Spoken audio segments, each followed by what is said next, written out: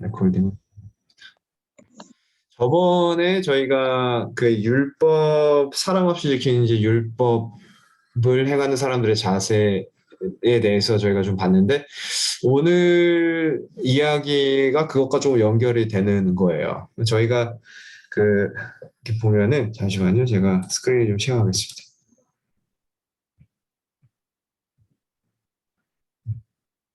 네. 예, 그 세천사의 기별을, 셋째 천사를 특별히 보면은, 셋째 천사의 기별이 짐승의 표도 나오고, 진노의 잔이 나오고, 결론이 어떻게 끝나냐면 성도들의 인내로 끝납니다. 그렇죠? 성도들의 인내로 끝나는데, 이 성도들의 인내에 대해서 설명을 하면서 하나님의 계명을 지키고 예수 믿음을 지키는 자들이라고 그렇게 표현이 돼 있어요. 예수 믿음이라는 단어가 이제 조금 좀 부정확하게 표현이 될 때가 많은데, 저희가 가지고 있는 번역상에는 예수님의 믿음 혹은 예수 믿음 안에 거하는 자들, 이제 이런 뜻입니다. 그래서 하나님의 계명을 저희가 설명을 하면은, 하나님의 계명은, 이 계명을 지킨다라는 것은 무엇이냐면은 순종의 생애를 산다라는 뜻이에요. 순종의 생애. 예. 그래서 이 순종은요, 믿음의 열매입니다. 믿음의 열매. 그래서 우리가 정말 하나님을 믿음으로써 따르고 하나님을 사랑하면은 하나님을 사랑하는 것에 대한 순종하는 삶을 살게 돼 있어요. 그것이 바로 이제 무엇이냐면은 하나님의 계명을 쫓아서 사는 삶이다라는 것이 순종의 생애를 말하고 있어요. 예수 믿음은 무엇이냐면은 말 그대로 예수님의 믿음을 의지해 사는 거예요. 예수님의 의, 그리스도의 의를 의지하며 사는 것을 말을 합니다. 그래서 이 셋째 천사의 기별의 마지막 결론은 순종하고 예수님의 의를 의지하면서 살아야 됨을 다시 한번 강조를 하고 있어요. 이런 이유 때문에 화이트보이는 종종 뭐라고 말하냐면, 셋째 천사의 기별의 핵심은 바로 믿음으로 말미암은 의이다라는 표현을 많이 해요. 믿음으로 말미암는 의이다라는 표현을 많이 합니다. 그래서 저희가 셋째 천사의 기별을 논하면서 자주 이제 짐승의 표라든지, 짐승의 표의 반대가 또 뭐예요? 하나님의 인이죠. 이것을 이렇게 대립시켜가지고 자꾸 많이 설명을 하는데, 결국은 결론에 도달하게 되면은 사실 그 기별의 정말 중심에 있고 핵심에 있는 것은 바로 이 믿음으로 말미암은 의의 기별이거든요. 그래서 이것을 저희가 조금 더 다시 한번 풀어서 설명을 하면은, 그리스도를 믿고 의지함으로 율법의 원칙을 실행하면서 사는 삶을 말을 하는 거예요. 율법의 원칙은 물론 사랑입니다. 그래서 사랑을 동의만 하는 사람들이 아니라 모든 사람들은 다 사랑에 동의를 할 수 있어요. 하지만 사랑을 동의하는 모든 사람들이 다 사랑을 실천하지는 않습니다.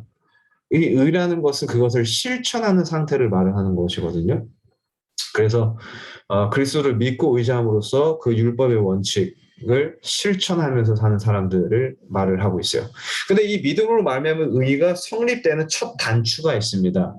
이 첫 단추가 이제 바리새인과 세리의 이야기에서 사실 나오는데, 이게 가인과 아벨의 이야기에서도 희한하게 나와요. 가인과 아벨의 이야기에서 저희가 보면은 참 재밌는 이야기고 저희가 잘 아는 이야기입니다. 이 보면은 가인은 양을 가지고 오지 않았잖아요. 그래서 저희가 이제 뭐 많은 해석을 하는데, 원초적인 이유가 있습니다. 가인이 양을 가져오지 않은 거 있어요. 어떤 사람들은 가인은 농부였기 때문에 양을 가져오지 않았다라고 말하고, 어떤 사람들은 그 농사의 첫 열매를 드리는 것이 중요했는데 가인이 첫 열매가 아니라 뭐 다른 열매를 드렸다, 뭐 이런 사람들도 있고.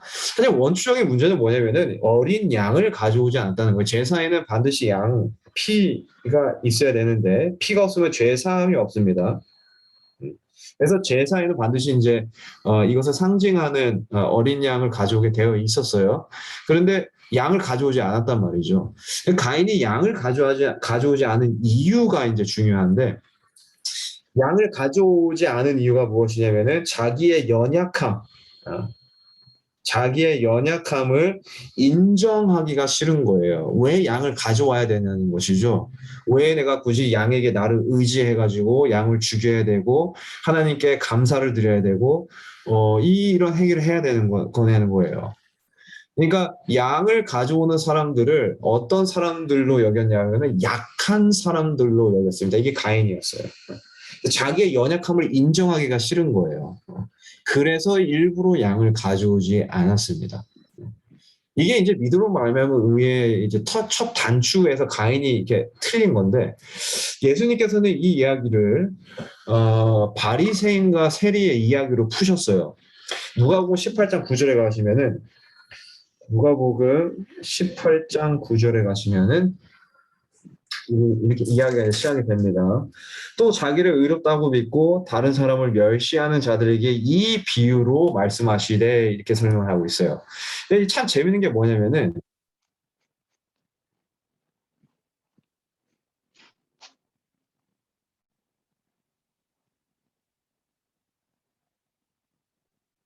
예, 제 말소리가 지금은 이제 들리시죠? 네, 지금 들려요, 목사님. 아, 예, 죄송합니다. 방금 전에 조금 안 들려서 갔는데, 예, 이 자기를 의롭다고 하는 사람들의 특징이 있어요. 뭐냐면은 남을 멸시를 해요. 이게 가치관입니다. 내가 나를 스스로 의롭다고 하는 사람들의 특징은 뭐냐면은 다른 사람들을 멸시하게 돼 있어요. 왜냐면은 나를 의롭다고 여기는 그 기준이 다른 사람과 나를 비교해가지고 나를 스스로 의롭다 여기는 거거든요. 그러니까 내가 의로워지면 질수록 다른 사람은 더 멸시하게 되는 거예요. 나처럼 의롭지 않아 보이니까. 자, 10절에 가면은 바리새인과 세리가 둘 다 중요하죠. 그러니까 두 사람이 기도하러 성전에 올라가니 하나는 바리새인이요 하나는 세리라. 둘 다 기도하러 올라갔어요. 좋은 모습입니다. 기도하러 성전에 올라가는데 11절에 보면 이제 바리새인의 이야기가 시작이 돼요. 11절에 바리새인은 서서 따로 기도하여 가로되 하나님이여 나는 다른 사람들 곧 토색 불이 가는 이렇게 쭉 나와요. 바리새인이 어떻게 서서 기도했냐면은 서서 따로 기도했습니다.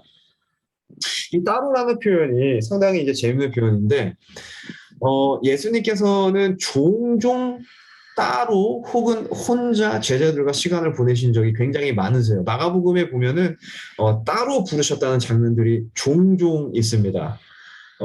제자들이 한참 이제 일을 하고 이제 힘들었을 때 따로 조용한 곳으로 제자들을 부르셔가지고 제자들과 자신만 단 둘이서 휴식을 취하시는 장면이 나와요. 그러니까 힘들고 맨날 군중에 쌓여 있으니까 예수님은 이 모든 것으로부터 물러나셔가지고 제자들과 조용한 곳에서 물러나신 이제 이런 장면을 묘사할 때 따로라는 표현을 쓰거든요.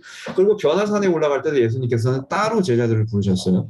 그러니까 이 따로라는 표현이 나올 때마다 성경에서 어떤 의미가 함축되어 있냐면은 삶의 바쁜 일에서 잠시 물러나서 특별한 목적으로 구별하여 나왔다라는 뜻입니다. 특별한 목적으로 구별하여 나왔다. 바리새인이 따로 섰거든요, 지금. 그러니까 기도를 하는 특별한 목적으로 자신을 구별해서 나왔다는 거예요, 지금. 바쁜 삶을 살고 있는데 이런 삶을 잠시 다 떠나서 구별해서 따로 나왔다. 좋은 모습이죠.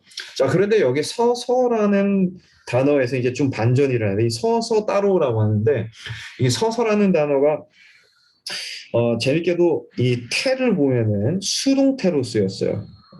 시제로 보면 수동태로 쓰였습니다. 똑같은 단어가 나중에 세리에게 적용이 돼요. 세리도 서서 기도했습니다. 근데 이때 세리가 서서 기도하는 것은 능동태로 쓰여집니다.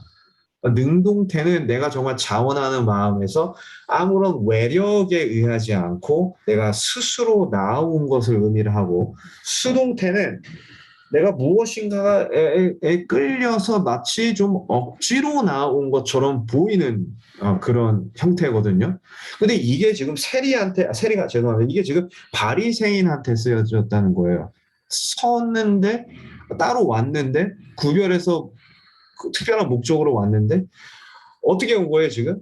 수동태로 왔어요. 그러니까 뭔가 지금 억지로 끌려서 왔어요, 지금.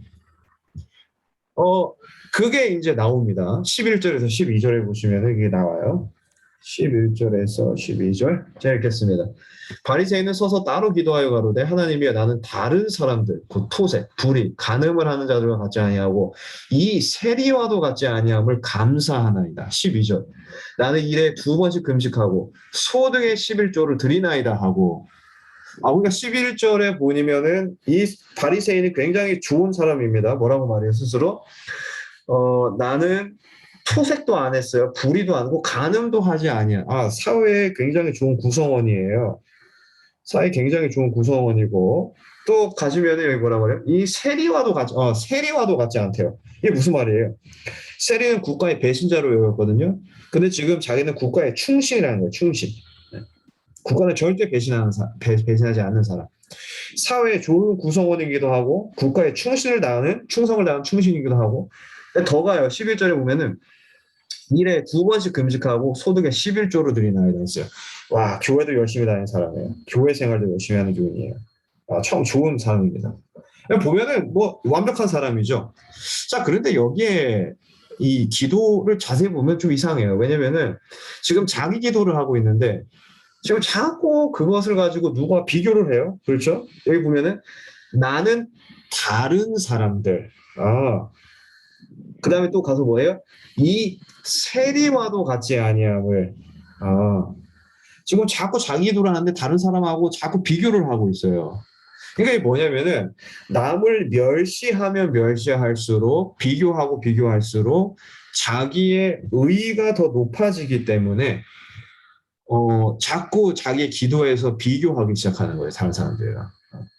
그래서 여기 바리새인이 지금 따로 서서 따로 기도했잖아요. 이것에 대한 진정한 목적이 등장합니다. 진정한 의도가 등장해요. 왜 이게 수동태인지 등장해요. 정말 하나님을 만나고 싶고 하나님께 기도드리고 싶은 자원하는 심령이라기보다는 뭔가 억지로 끌려서 왔는데 그 억지로 끌려서 온 게 뭐예요? 자기의 의를 하나님 앞에 제시하려고 나온 거예요, 지금. 의로우신 분은 하나님이십니다. 오직 하나님만 의로우세요. 그런데 의로우신 하나님 앞에 자기의 의를 지금 제시하러 온 거예요. 이거를 신물교훈 150페이지에서는 신물교훈 158페이지, 죄송합니다. 150페이지에서는 이렇게 설명을 하고 있어요. 이 바리새인의 태도를 한번 들어보세요. 그의 예배 행위는 이기심에서 발달된 것이었다 했어요. 굉장히 짧게 정의합니다. 이 바리새인의 자세를 이기심에서 발단된 것이었다 이렇게 말하고 있어요. 그러니까 자기의 의롭게 여기고 남을 멸시하는 것은 이게 뭐라는 거예요? 결국 이기적인 행위이다. 이것을 지금 신물교훈에서는 말하고 있는 것이고, 이게 결국은 뭐냐면은 자기를 사랑하는 자기 사랑입니다. 이기심은. 지금 기도하러 나온 것이 지금 하나님을 사랑해서 나온 것이 아니라 누구를 사랑해서 나왔어요? 자기를 사랑해서 나온 거예요. 자기의 의를 어떻게든 제시하고 남을 멸시하려고 나온 것입니다. 자세히 보면요, 바리새인은 율법을 참 잘 지켰어요. 여기 바리새인이 말한 것이 사실 거짓말이 아닙니다. 정말로 토색하지 않았고, 정말로 간음하지 않았고, 진짜로 11금 잘 드렸고, 금식도 잘했고, 정말 국가의 충성을 다한 이 세리와도 같지 않은 사람이에요. 거짓말을 한 것이 아닙니다. 근데 율법을 상당히 잘 지켰어요. 그런데 율법을 잘 지켰음에도 불구하고 바리새인이 결정적으로 한 가지 못한 것이 있습니다. 이건 사실 이제 부자 청년의 이야기도 나왔던 이야기인데 자기를 사랑하는 마음이에요. 이 마음을 아직도 버리지 못했기 때문에 율법을 지키는 것은 남을 멸시하는 이기적인 행위가 되었다는 것이죠. 이게 뭐예요? 사랑 없이 지키는 율법입니다. 사랑 없이 지키는 율법이에요. 그거를 신물교에서는 굉장히 명확하게 정의를 하는데 이기심이다 라고 말을 하고 있어요. 자, 그 다음에 이제 세리가 나와요. 13절에 보시면은 세리가 나오는데 세리는 멀리 서서 감히 눈을 들어 하늘을 우러러보지도 못하고 다만 가슴을 치며 가로되 하나님이여 불쌍히 여기옵소서 나는 죄인이로소이다 하였느니라. 자, 바리새인은 따로 섰어요. 바리새인은 따로 서서라고 했는데 13절에 세리는 어떻게 섰어요? 멀리 서서. 네.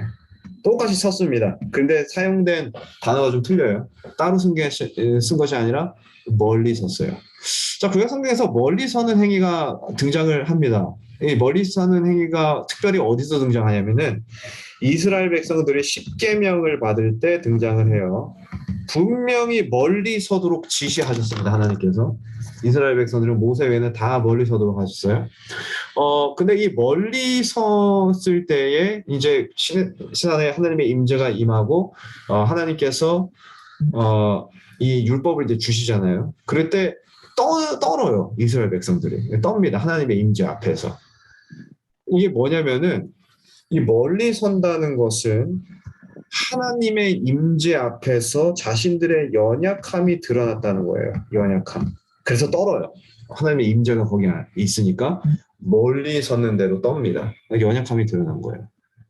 근데 멀리 서는 것도 따로 서는 거하고 사실 틀리지 않습니다. 이 멀리 서는 것은 사실 따로 서는 거하고 굉장히 흡사해요. 뭐냐면은 따로 서는 것은 스스로 구별해서 특별한 목적으로 나온 것처럼 멀리 서는 것도 하나님 앞에 구별해서 나오는 그런 행위였거든요. 근데 멀리 서는 것에 조금 다른 점이 있습니다. 이게 무엇이냐면은 자기의 불의, 네.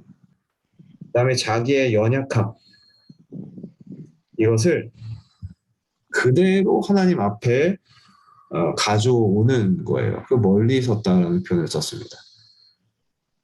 그래서 이 세리는 따로 서지 않고 멀리 섰는데 이 세리의 기도가 놀라워요. 보면은 눈을 들어 하늘을 우러러 보지도 못하고 가슴을 치며 가로되 하나님이여 불쌍히 여기옵소서 나는 죄인이로소이다. 자기의 연약함을 하나님 앞에 철저히 인정하고 그 죄인이로소이다 하면은 그 죄인은 나오면 안 되잖아요. 그렇죠? 자기의 수치심과 그런 부끄러운 모습을 왜 가지고 나오는 거죠? 그런데 그 연약함을 그대로 그냥 가지고 나왔다는 거예요, 지금. 이것이 멀리서는 행위입니다. 근데 최종적인 선언이 놀라워요. 최종 선언을 보면은 14절에 이 최종 선언이 나오는데 내가 너에게 이르노니 이 사람이 저보다 의롭다 하심을 받고 여기서 이 사람이 누굴까요? 이 사람은 예수님께서 마지막으로 말씀하신 사람입니다. 세리예요, 세리. 세리가 저보다 바리새인이죠. 바리새인보다 의롭다 하심을 받고 집에 내려갔느니라. 물론 자기를 높이는 자는 낮아지고 자기를 낮추는 자는 높아지리라 하시니라. 이게 결론입니다. 최종적인 의의 선언이 누구에게 주어졌어요? 바리새인이 아닌 이 세리에게 의가 선포됐습니다. 그런데 의로움이요. 자기의 의로움을 주장하는 사람, 사랑 없이 율법을 지킨 사람이 아니라 자기의 연약함과 부끄러움을 하나님 앞에 가져오기를 주저하지 않은 사람에게 선포되었습니다. 이게 믿음으로 말미암은 의의 첫 단추예요. 나의 연약함을 그대로 하나님 앞에 가지고 오는 거예요. 실물교 159페이지에 이런 말 하고 있어요. 실물교는 159페이지에 한번 들어보세요. 사람들이 자기의 의를 그처럼 높이는 까닭은 그리스도를 알지 못하기 때문이다. 우리가 그분의 순결하심과 탁월하심을 깊이 생각할 때에 우리 자신의 연약함과 가난함과 결점들을 있는 그대로 보게 될 것이다 라고 말을 하고 있어요.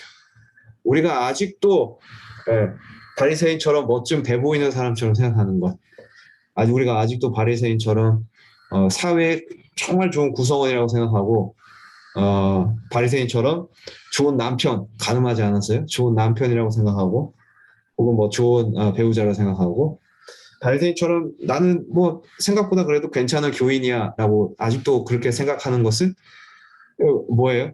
여기 보니까 그리스도를 알지 못하기 때문이다 이랬어요. 아직도 나는 내 안에 사랑이 없는데 아직도 나의 의를 높이 사는 것으로 살고 있는 것은 왜 그러냐면은 우리가 아직도 예수님을 알지 못하기 때문이다. 이렇게 말하고 있어요. 그래서 우리가 예수님의 사랑의 생애를 깊이 바라볼 때 드러나는 게 있습니다. 이게 뭐냐면은 연약함이에요. 이 연약함은 바로 드러납니다. 이 얼마 전에 제가 신발을 하나 샀는데 그 신발을 신고 이제 운동을 하러 갔어요. 한 일주일을 신으니까 신발이 더럽더라고요. 그런데 며칠 뒤에 그 신발을 똑같이 신는 사람을 발견했어요. 어. 저는 이제 신발이 이제 더러워진 것을 모르고, 왜냐면 이 신발이 신은 지 일주일밖에 안 됐으니까. 거의 뭐 새 거잖아요. 일주일 신은 신발은. 그리고 막노동을 하지 않는 이상 신발이 더러워질 일이 뭐가 있겠어요. 운동하면은 신발이 그렇게 더러워지지 않으니까. 그래서 저는 나름대로 내 신발이 굉장히 깨끗하다고 생각을 하고, 그러므로 빨 필요가 없다고 생각했어요. 세탁할 필요가 뭐가 있겠어요. 일주일밖에 안 신은 신발을. 그런데 며칠 뒤에 어떤 사람이 저하고 똑같은 모델의 신발을 신고 나왔어요. 그리고서 그 사람 옆에 제가 이렇게 지나가면서 이렇게 힐끗 보는데 그 신발이 얼마나 깨끗해 보이는지 몰라요. 내 신발 일주일밖에 안 된 신발, 내 신발도 나름 새 신발인데 그 신발을 보니까 너무 깨끗해 보이는 거예요. 그 깨끗해 보이니까 어떻게 보여요? 내 신발이 더럽게 보여요. 그때 깨달았습니다. 내 신발을 빨긴 빨아야겠구나. 일주일밖에 안 돼가지고 나름대로 깨끗하다고 생각했는데 이 보니까 아니 깨끗한 게 아니더라고. 빨아야 됩니다. 우리 연약함이 언제 드러나냐면은 예수님의 탁월하신 사랑을 우리가 항상 묵상할 때 우리의 연약함이 드러납니다. 우리가 하나도 안 빨아도 된다고 생각하는 우리 신발이 예수님을 묵상할 때는 얼마나 더럽고 당장 빨아야 되는지 드러나게 돼 있어요. 이 연약함을 예수님께서 책망하지 않으세요. 그대로 가져오라고 우리에게 요구하십니다. 절대로 예수님께서 이 연약함을 정죄하지 않으십니다. 그대로 가져오라고 말씀하세요.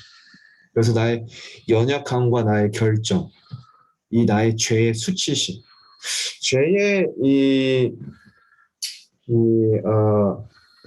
가장 무서운 점이 무엇이냐면은 죄된 행위는 한 번일 수 있습니다. 그런데 죄책감은 영원합니다. 거의 영원해요. 죄책감은 한 번이지 않아요. 죄책감은 계속 있습니다. 예수님의 용서는 완전하거든요. 이게 무슨 말이냐면은 우리의 죄된 행위에서부터 깨끗하게 하실 뿐만 아니라 우리의 마음도 정결하게 하시고 우리가 그토록 품고 있는 이 죄책감에서 오는 부끄러움과 수치심까지도 용서하시고 깨끗하게 하신다는 거예요. 그래서 이 죄책감, 우리의 연약함을 예수님께서는 그대로 가져오기를 원하십니다. 우리가 이것을 포장할 필요도 없어요. 좀 더 좋은 사람이 돼가지고 오라고 말씀하지 않으셨습니다. 그대로 오라고 말씀하셨어요. 이런 사람에게 뭐가 선포되는 거예요? 결국 의가 선포되는 거예요. 그래서 믿음으로 말하면 의의 첫 단추는 내가 예수님을 바라봄으로써 나의 연약함을 인정하고 그 죄의 수치심과 부끄러움과 나의 죄된 모습, 연약함을 그대로 예수님에게 가져오는 것으로부터 시작이 됩니다. 오늘은 여기까지 하겠습니다. 여기까지 하고